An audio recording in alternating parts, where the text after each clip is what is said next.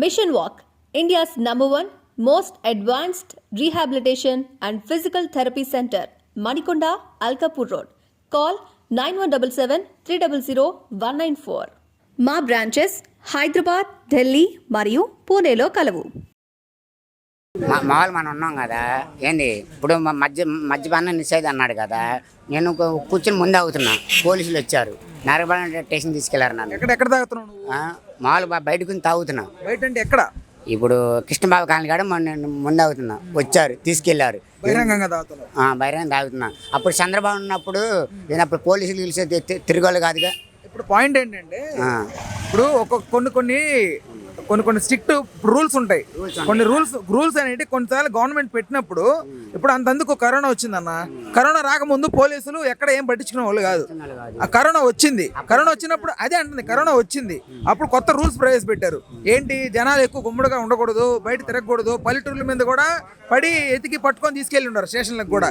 చిన్న కరోనానే కదా, అంటే చిన్నదే కదా అని అనుకొని చాలా మంది విచ్చలవిడిగా తిరగడం స్టార్ట్ చేశారు.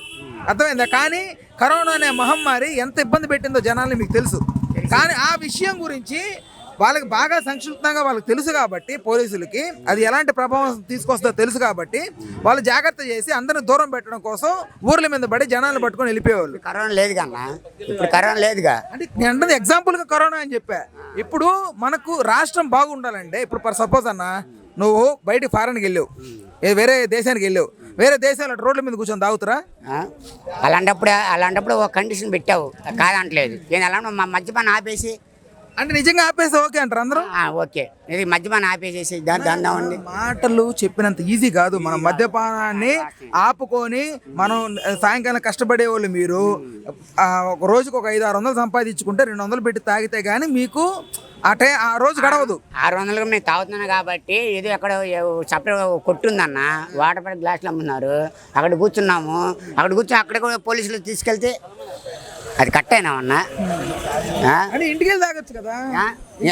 ఇంకా అప్పుడు ఇంటికి వెళ్ళాము అనుకో, వాటర్ తాగాలంటే 300 అవుతుంది. అదే నువ్వు రోడ్ల మీద కూర్చొని పోలీసులు పట్టుకొని ఫైన్ అయితే కోర్టుకి వెళ్ళాలి, అంత అవసరం? ఇంటికి పోయి నువ్వు ఇంటో కూర్చొని టచ్గా తాగొచ్చు కదా. ఆడవాళ్ళు బార్కి వెళ్ళండి, పోతే బార్లో కూర్చొని తాగమండి. అలాంటప్పుడు అలాంటి మనుషులు పెట్టకూడదు కదా. నేనేమంటున్నా అంటే, ఇప్పుడు ఫర్ సపోజ్ మంచి సిటీ ఉందన్న, నువ్వు పల్లెటూరులో ఎడన్నా పోయి తాగితే నేను ఎవరు పట్టించుకోడు. ఇంత పెద్ద సిటీలో నువ్వు ఎక్కడంటే రోడ్ల మీద కూర్చొని నువ్వు తాగుతున్నప్పుడు అది చూడడానికి బాగుంటుందా? నీ మనసాక్షిని అడుగు, బాగుంటుందా? అంటే మేము రోడ్డు మీద కూర్చొని తాగట్లా. ఏంది ఇప్పుడు వయసు ఉందా, పక్కన కొట్టింది, దాని వెనకాల కూర్చొని తాగుతున్నాం.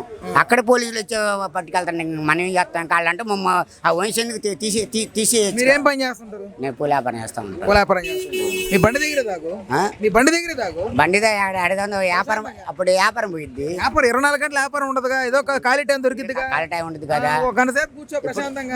నలుగురు ఉన్నప్పుడు నలుగురు దగ్గర ఉంటాం, కానీ నలుగురు దగ్గర కూర్చొని సరదాగా అట్లా మూకుమ్మడిగా కూర్చొని మాట్లాడుకుంటూ ఆడేదైనా అల్లర్లు జరిగితే, కొట్టుకోవడం జరిగితే, గొడవలు జరిగితే అప్పుడు ఎవరు రెస్పాన్సిబిలిటీ? నువ్వు మంచోడువే, అలాంటిది ఉండదు. నువ్వు మంచోడువే, అందరూ అలా ఉంటారు కదా. ఇప్పుడు నలుగురు పక్కన కూర్చొని పక్కన కూర్చొని ముందు అవుతాను, దాన్ని ఏముంది, దాన్ని కూడా పోలీసు పట్టుకెళ్తాను. అప్పుడు బార్లో కూర్చో ప్రశాంతంగా. బార్ ఇప్పుడు లైసెన్సేగా. నాకు రోజుకి 600 వస్తాయి.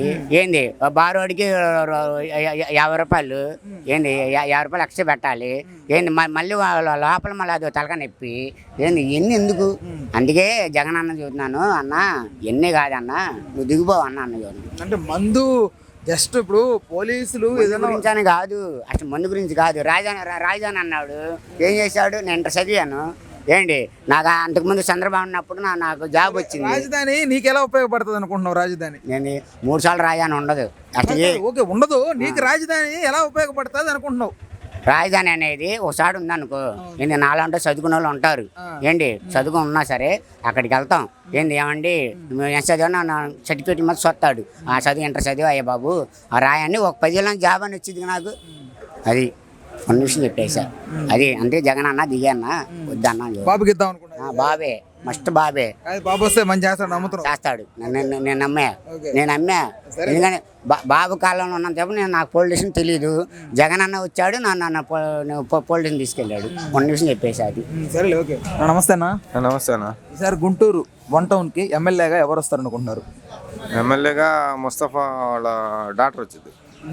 పశ్చిమ వచ్చేతలకి రజనీ వచ్చింది, ఎంపీ వచ్చేతలకి బొమ్మసాని వస్తాడు. అంటే ఏంటి పార్టీ మీద బలం అంటారా ఇక్కడ? పార్టీ బలం అంటారా లేకపోతే వ్యక్తులుగా వీళ్ళకి బలం అంటారా లోకల్గా? వ్యక్తులుగా కాదు, ప్రతి ఇంట్లో లబ్ధి అనేది చేకూరింది.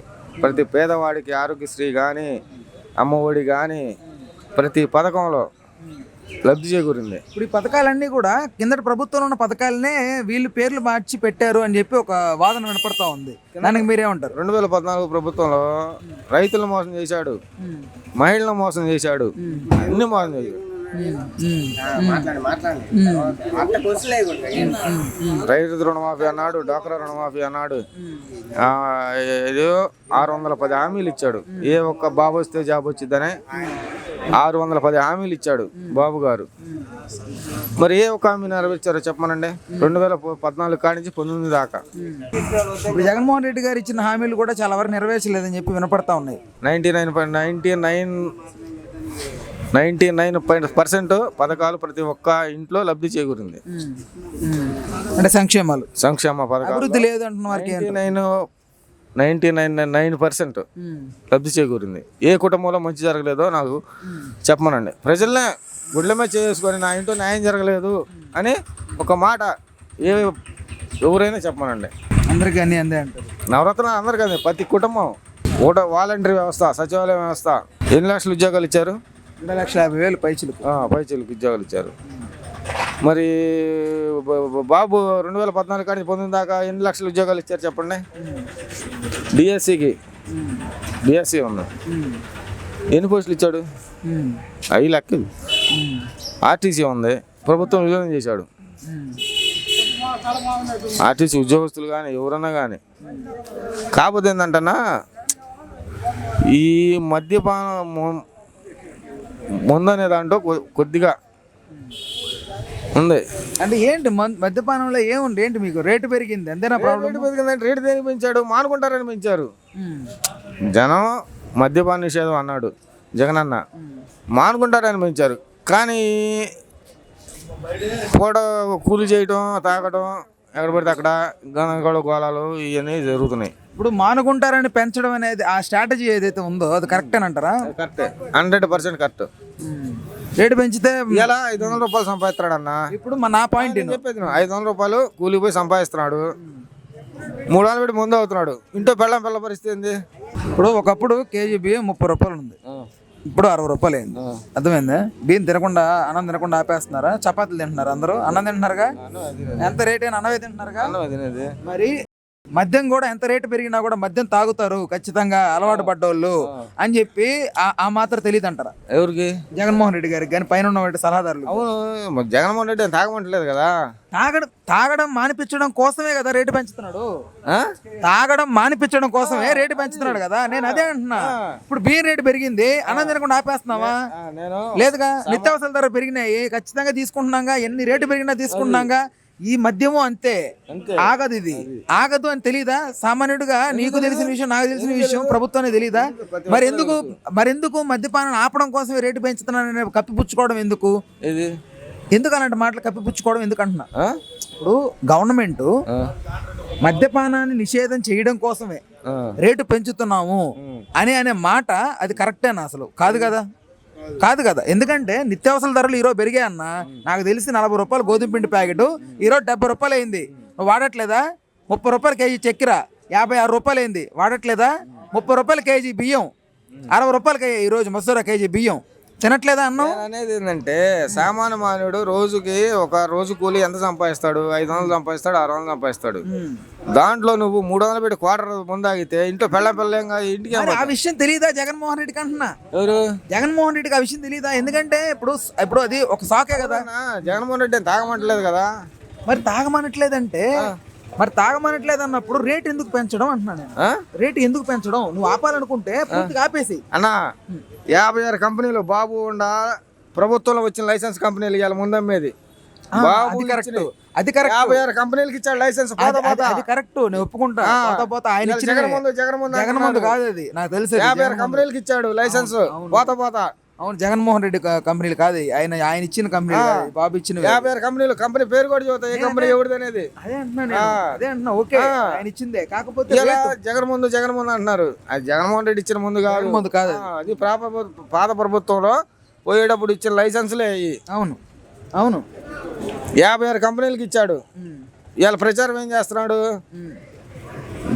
జగన్మోహన్ రెడ్డి టెడ్ బాటిల్ అమ్ముతున్నాడు, అది అమ్ముతున్నాడు, ఇది గంజాయి ప్రభుత్వం, ఇది ప్రాపకాండం చేస్తున్నారు. ఏం నిరూపిమ్మనండి, చర్చకి రమ్మనండి. కరెక్టే, బాబు ఇచ్చినవి అవి.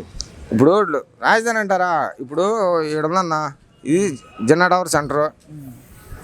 ఇక్కడ మనకి టీ తాగాలన్నా లేకపోతే సిగరెట్ కాల్చుకున్నా ఇది ఉంది. ఇక్కడ ఇది తీసేసి నేను ఏటుకూరు రోడ్లోనో లేకపోతే లాలపురంలోనో రాజధాని చేస్తానంటే సరిపోయిద్దా? ఆడపోయి టీ తాగనంటే సరిపోయిద్దా? డెవలప్మెంట్ ఉండకాడ డెవలప్ చేస్తే రూపాయిది 10 రూపాయలతో అయిపోయింది. ఏమి లేని ఎడారిలో డెవలప్ అంటే ఎట్టయిద్ది? ఇలా 33,000 ఎకరాలు ఇచ్చి రైతులు ఎంత అల్లాడుతున్నారు తెలుసా? అమరావతి రైతులు ఇలా రైతు పండిస్తాను ఎవడిదైనా 4 ఏళ్ళు నోట్లోకి పోయేది. డెవలప్ అయ్యే కాడ తీసుకుపోయి రాజధాని పెడితే డెవలప్ అయ్యేది, కానీ ఏం లేని ఎడారిలో తీసుకొచ్చి నేను ఇక్కడ పెట్టాను రాజధాని అంటే భూదందా రియల్ ఎస్టేట్ చేద్దాం అనుకుంటే సరిపోయింది. 3 రాజధానులలో డెవలప్ అవుదంటారా ఆంధ్ర రాష్ట్రం? 3 రాజధానులలో డెవలప్ అవుదంటారా? అయిద్ది. ఇలా వైజాగ్ ఉంది, హైదరాబాద్తో పోటీ చేసిద్ది. కర్నూలు ఉంది, తమిళనాడు నుంచి చిలకతలికి ఆంధ్రప్రదేశ్ ఫస్ట్ రాజధాని కర్నూలే. ఆడ హైకోర్టు ఇది సివిల్గా పెడతానన్నాడు. వైజాగ్ ఉంది, ఇలా హైదరాబాద్తో పోటీ చేసిద్ది. అక్కడ డెవలప్ చేసుకుంటే అక్కడ డెవలప్ అయింది, కానీ ఏమి లేని ఎడారిలో నేను ఇక్కడికి ఇది కడతాను, మేడలు కడతాను, మిద్దులు కడతానంటే డెవలప్ అయిద్దా?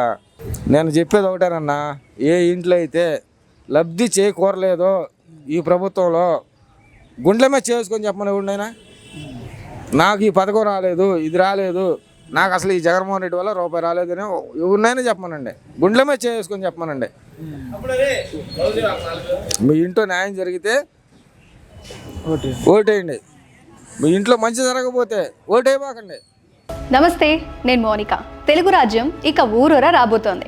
దినదిన ప్రవర్ధమానమవుతున్న తెలుగు రాజ్యం ఛానల్కు 2 తెలుగు రాష్ట్రాల్లోని 42 లోక్సభ నియోజకవర్గాల నుంచి న్యూస్ కంట్రిబ్యూటర్స్గా వ్యవహరించడానికి యువతను ఆహ్వానిస్తోంది. జర్నలిజం పట్ల ఆసక్తి, కనీస సామాజిక రాజకీయ పరిజ్ఞానం, స్థానిక పరిస్థితులపై మంచి అవగాహన, స్థానిక పరిచయాలు, గౌరవప్రదమైన జీవనం ఉంటే సరికొత్త సామాజిక విప్లవంలో మీరు కూడా భాగస్వాములు కావచ్చు.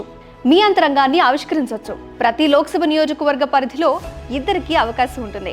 30 నుంచి 35 ఏళ్ల మధ్య వయస్కులై జర్నలిజం పట్ల అభిరుచి, ఆసక్తి కలిగిన యువకులు తమ వివరాలు, జీవన విధానం, ఆసక్తి గల ప్రాంతం, పాస్పోర్ట్ ఫోటోతో కలిపి ఈ దిగువన నంబర్కు వాట్సాప్ చేయొచ్చు. నంబర్ 8125150555.